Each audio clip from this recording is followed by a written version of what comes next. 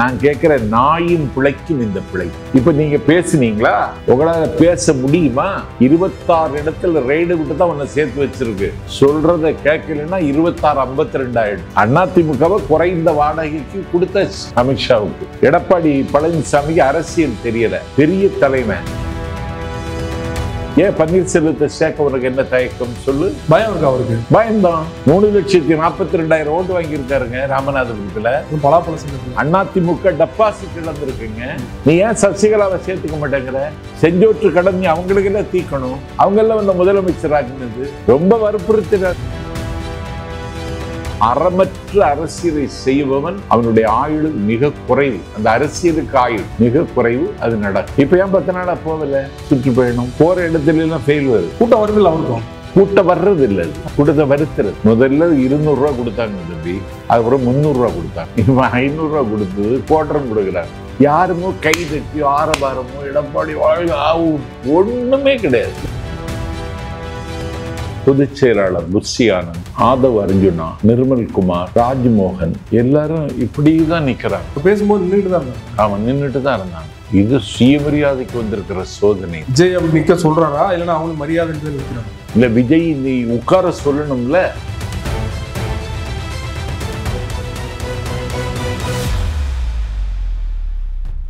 அரசியல் களம் நேயர்களுக்கு வணக்கம். இன்றைக்கு நம்மோடு நேர்காணலுக்காக திராவிட இயக்க பேச்சாளர், எழுத்தாளர் ஐயா நாஞ்சில் சம்பத் அவர்கள் நம்மோடு இருந்திருக்கிறார். அவரோடு பேசலாம். வணக்கம். வணக்கம். அதிமுகவோட இந்த நிலைமை என்ன பாக்குறீங்க? ஏன்னா தொடர்ச்சியா பாத்தீங்கன்னா செங்கோட்டையன் வெளியேறினாரு, அதுக்கப்புறம் அமித்ஷா போய் பார்த்தாரு, எடப்பாடி அவர்களும் போய் பார்த்தாரு, முகத்தை மூடிட்டு மறைச்சிட்டு போய் ஏன் பார்க்கணும் அப்படிங்கிற மாதிரி விமர்சனங்கள் தொடர்ந்தது. ஆனாலுமே எடப்பாடி அவர்கள் அமித்ஷா அவர்கள்ட்ட கிளியரா சொல்லிட்டாரு, பிரிந்தவர்கள் யாரையுமே சேர்க்க மாட்டேன், நான் வந்து என்னுடைய விருப்பப்படி தான் வந்து நான் தான் ஒருங்கிணைப்பாளர், நான் எடுக்கிறதா இறுதி முடிவுன்னு சொல்றாரு இல்லையா? உங்களுக்கு எப்படி தெரியும்? அதெல்லாம் சொல்ல முடியாதுங்க. கூட்டணின்னு அறிவிச்சது யாரு? அமித்ஷா. அமித்ஷா நீ தானே சீஃப், நீ எல்லாம் அறிவிச்சிருக்கணும். ஒன்னு அறிவிக்கவே விடல. ஐடிசி ஹோட்டல்ல பிரஸ் சந்திக்கிறார் அமித்ஷா. அருகில் இருக்கிறார் தமிழ்நாட்டில் கூட்டணிக்கு தலைமை தாங்கக்கூடிய எடப்பாடி பழனிசாமி. பின்னாடி பிஜேபி கொடி மட்டும்தான் இருந்தது, அதிமுக கொடி இல்லை. பிரஸ்ஸ பார்க்கிறார். இந்த கூட்டணியில நான் இருக்கிறேன், எனக்கு இந்த வாய்ப்பு மகிழ்ச்சி தருகிறதுன்னு ஒரு வார்த்தை சொல்லக்கூட அனுமதிக்கல. யார? எடப்பாடிய. நாடாளும் பிரதமர் ராஜேந்திர சோழனுடைய 1000 ஆண்டு விழாவிற்கு வந்தார். திருச்சியில் அவரை சந்திக்க போறதாட்டு செய்திகள்ல வந்துச்சு. நான் எங்க சந்திக்க போறாங்கன்னு பார்த்தா, அவர் தங்கியிருந்த விடுதியில வெளியில நின்று அவர்கிட்ட ஒரு சால் வாங்கிட்டு போஸ்ட் சொல்லிட்டார். ஒரு வார்த்தை நலமாக இருக்கிறீங்களான்னு கூட மோடி கேட்கல. நீங்களாவது நலமாக இருக்கிறீங்கன்னு எடப்பாடி கேட்கல. நான் கேட்கிறேன், நாயும் பிழைக்கும் இந்த பிழை. இப்ப நீங்க பேசுனீங்களா? உங்களால பேச முடியுமா? 26 இடத்துல ரெய்டு விட்டு தான் உன்னை சேர்த்து வச்சிருக்கு. சொல்றத கேட்கலன்னா 26-52 ஆயிடும். அதிமுகவை குறைந்த வாடகைக்கு கொடுத்த அமித்ஷாவுக்கு, எடப்பாடி பழனிசாமிக்கு அரசியல் தெரியல, பெரிய தலைமை. சரத்பவார் மராட்டிய மண்டலத்தினுடைய முடிசூடா மன்னன். அவருடைய கட்சியை 2ஆக்கி அவருடைய சொந்தம் என்று கருதப்பட்ட அஜித் பவாரை அந்நியப்படுத்தி இன்னைக்கு மராட்டியத்துல சரத்பவாருக்கு கட்சியை க்ளோஸ் பண்ணிட்டான். சித்தாந்த ரீதியாக பிஜேபியோடு எல்லா வகையிலும் ஒத்து போகிற கட்சி சிவசேனா. அந்த சிவசேனாவினுடைய தலைவன் உத்தவ் தாக்கரேயை ஒன்றுமில்லாமலாக்கி ஒருவனை முதலமைச்சராக்கிட்டான், ஏகநாத் ஷிண்டே. இப்ப ஷிண்டேயை கலட்டிட்டு துணை முதலமைச்சராக இருந்த பட்னாமிஸ முதலமைச்சராக்கிட்டான். எந்த கட்சியை அரவணைக்கிறாங்களோ, எந்த கட்சியை ஆதரிக்கிறாங்களோ அந்த கட்சியை அபகரிப்பதுதான் பிஜேபியினுடைய வேலை திட்டம். அதை தமிழ்நாட்டில் வெற்றிகரமாக செய்து கொண்டிருக்கிறார்கள்.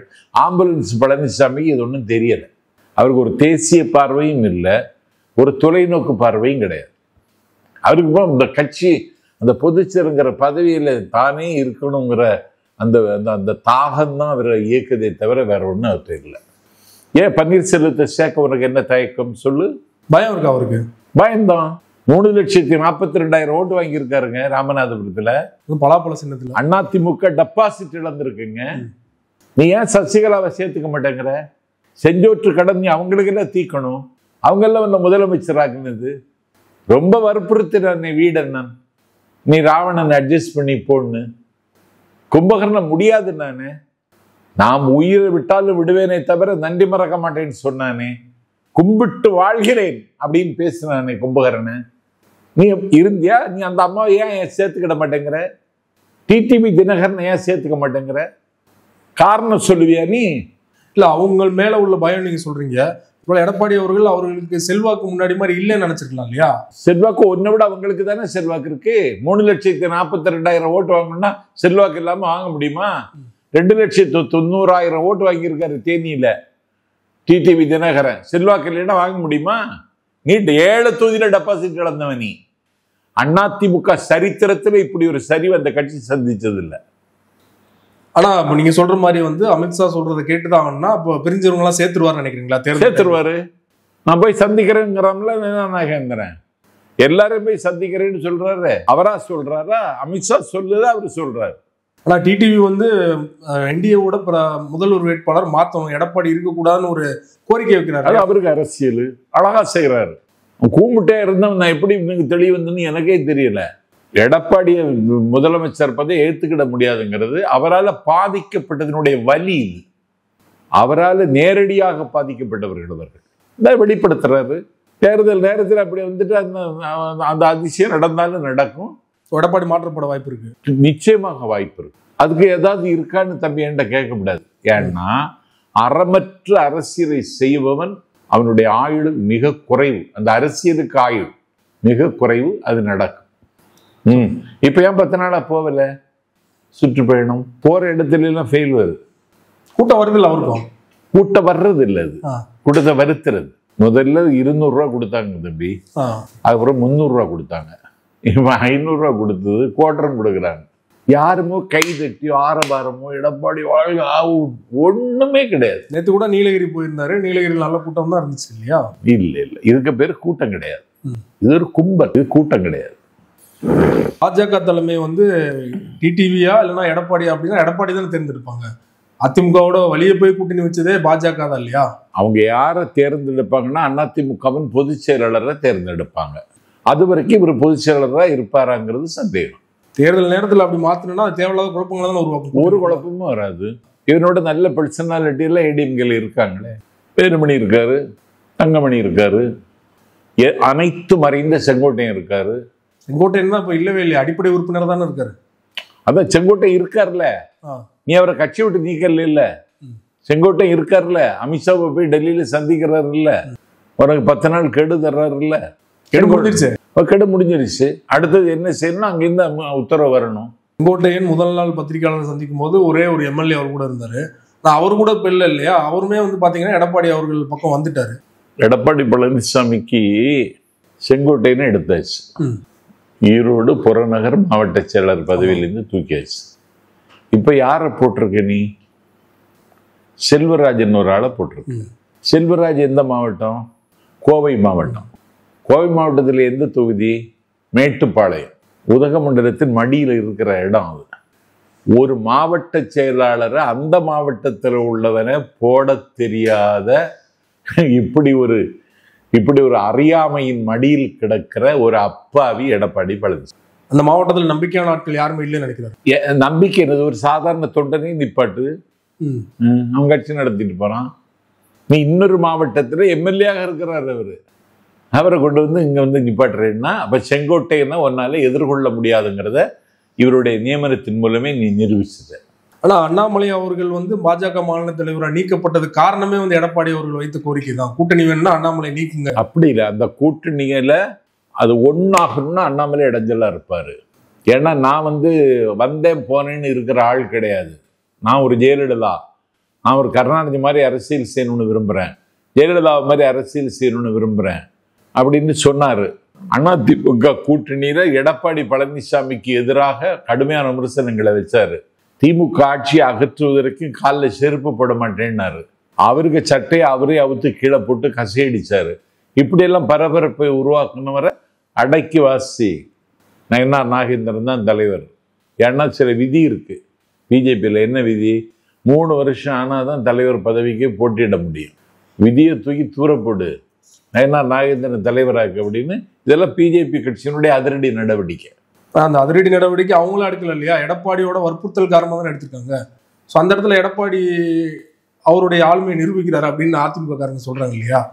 ஏன்னா பாஜக தமிழ்நாட்டுல வளர்த்தது அண்ணாமலை அவர்கள் வந்ததுக்கு அப்புறம் தான் வளர்ந்துருக்குது.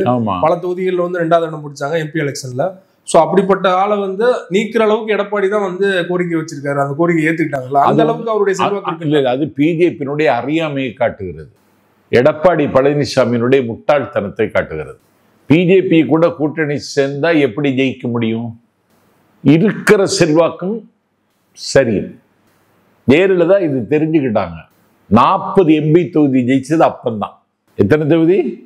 10% வெற்றி அப்பந்தான் கிடைச்சு. ஜெயலலிதா தான் அதிமுக பொதுச் செயலாளர்.